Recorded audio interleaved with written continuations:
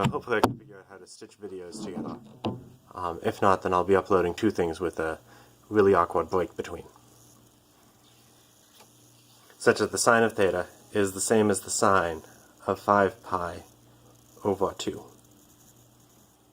Okay, well, that seems like really easy, right? How about 5 pi over 2?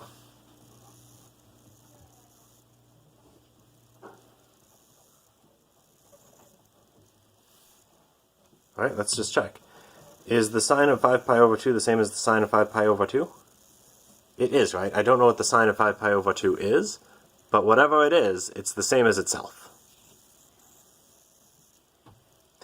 Next is 5 pi over 12. Is 5 pi over 12 between negative pi over 2 and pi over 2? Yeah, it is, right? Because there's 6 pi over 2 is this 6 pi over 12 is the same thing as pi over 2. So the inverse sine of the sine of 5 pi over 12 is 5 pi over 12. Okay, so sometimes the inverse sine of the sine of an angle is that angle.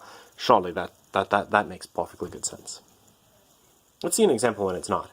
Here is an angle of 9 pi over 11. So what am I going to try to do?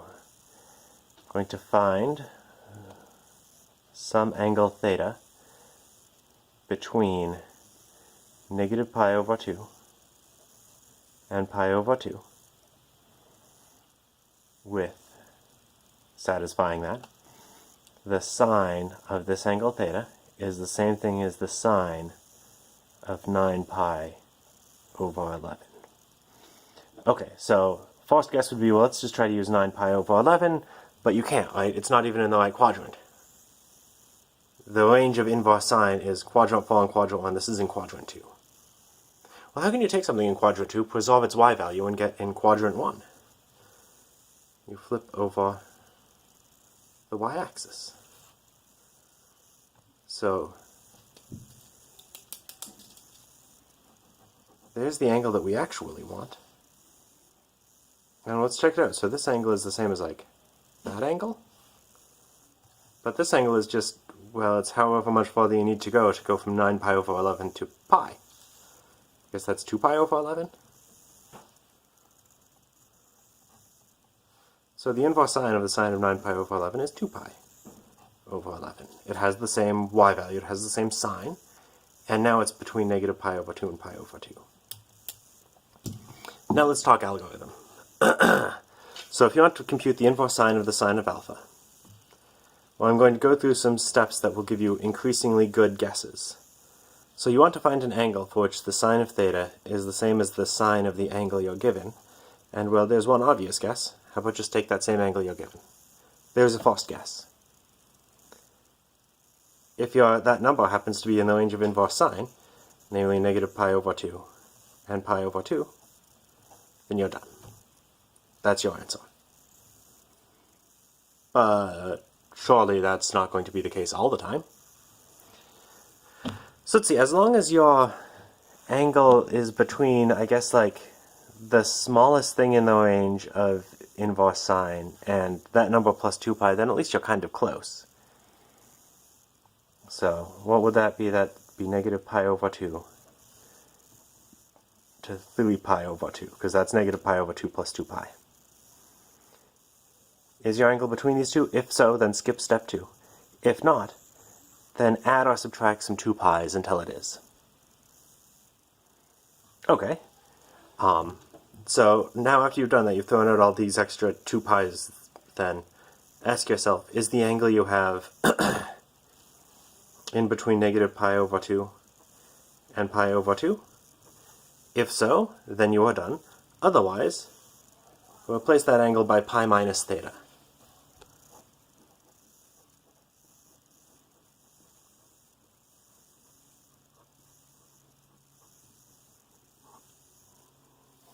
Oops, yeah, reflect over the y-axis, which will preserve the y value, but change the x value. You don't care about the x value, though. So let's see that in practice. Let's compute the inverse sine of the sine of 61 pi over 6. Well, that's like way bigger than 2 pi. So step 1, our first guess would be 61 1 pi over 6, which is too big. Step 2, throw out some multiples of 2 pi. And let's try to rewrite that. So our angle theta that we decided to guess is 61 pi over 6. That's a really easy division to do, right? That's the same thing as 10 pi plus pi over 6. And hey, there's a multiple of 2 pi. Let's throw that out.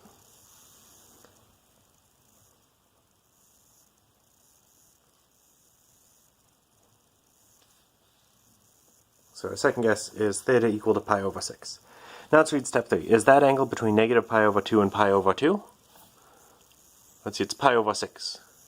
We're already done. So you would replace theta by pi minus theta if you need to, but you don't need to.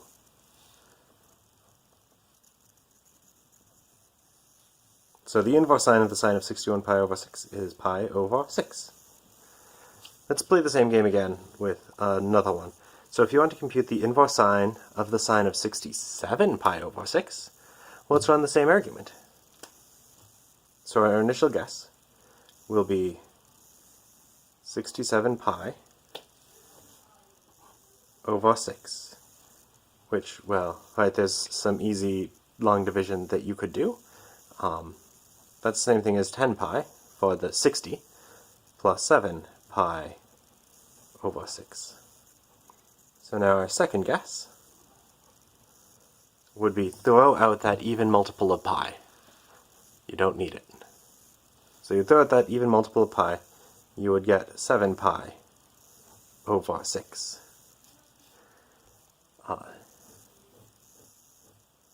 Cool. And let's just check. Is that now between pi over 2 and 3 pi over 2? It is, right? Because 3 halves is like 1.5, and that's just barely bigger than 7/6 is just barely bigger than 1.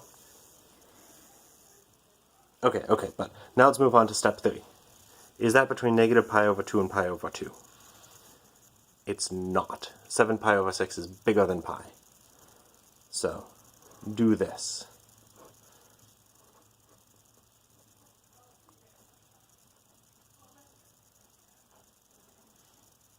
So, you would want to replace that with pi minus 7 pi over 6, which for the sake of easy subtraction is the same as that. So the inverse sine of the sine of 67 pi over 6 is negative pi over 6. Groovy. People feel pretty good about that, I hope? There's no point in me pausing. It's going on YouTube. You can't respond.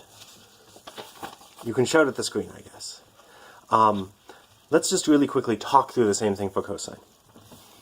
So, step 1, find some angle for which cosine of theta is the same as cosine of alpha, so your first guess will be theta is equal to alpha.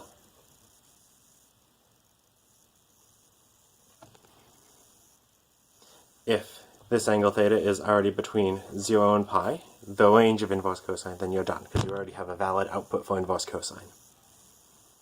Step 2, is your angle between negative pi and pi?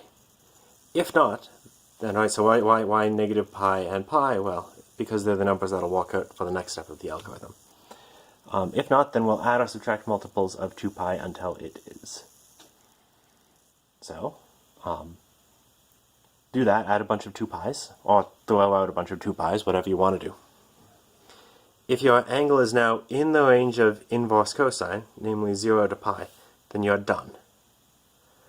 Otherwise, well, if you're between negative pi and pi now, that's what step 2 guarantees, but you're not between 0 and pi, you must be between negative pi and 0. If that's the case, all you need to do is change a negative to a positive, so make it negative. Stick an extra negative sign in front, that'll make it positive. Let's play this game. So the inverse cosine of 61 pi over 6, our initial guess is going to be 61 pi over 6, but that's way too big. So let's write that down as 10 pi plus pi over 6. Nice. So, next thing, subtract a bunch of multiples of 2 pi. 10 pi is an obvious choice. That's a multiple of 2 pi. Second guess.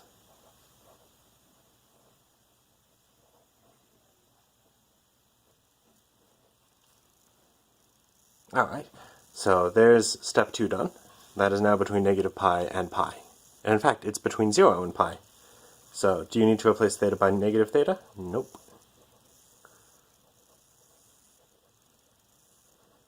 So your final answer is just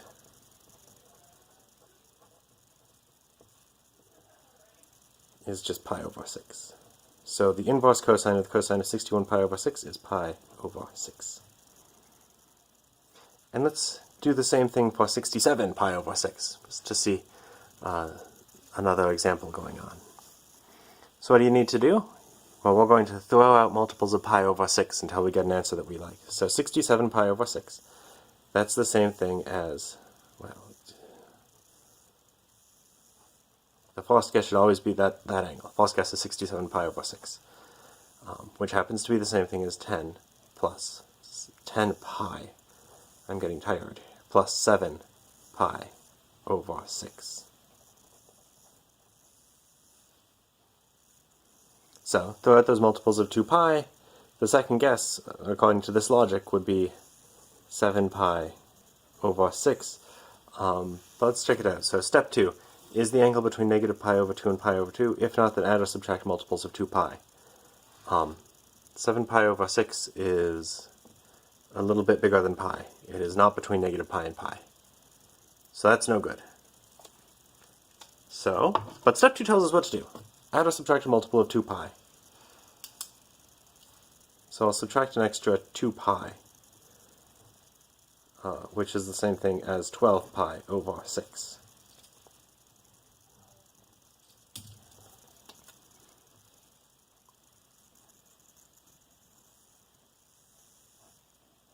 Give me an angle of negative 5 pi over 6. Fair enough. Did I do that right? Somehow things feel strange to me. Yeah. Okay, nice. Now ask yourself, is this angle between 0 and pi? It's not.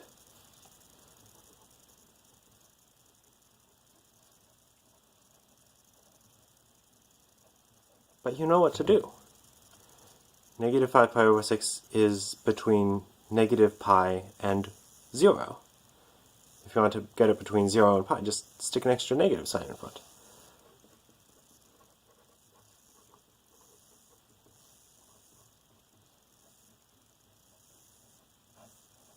So, the inverse cosine of the cosine of 67 pi over 6 is 5 pi over 6.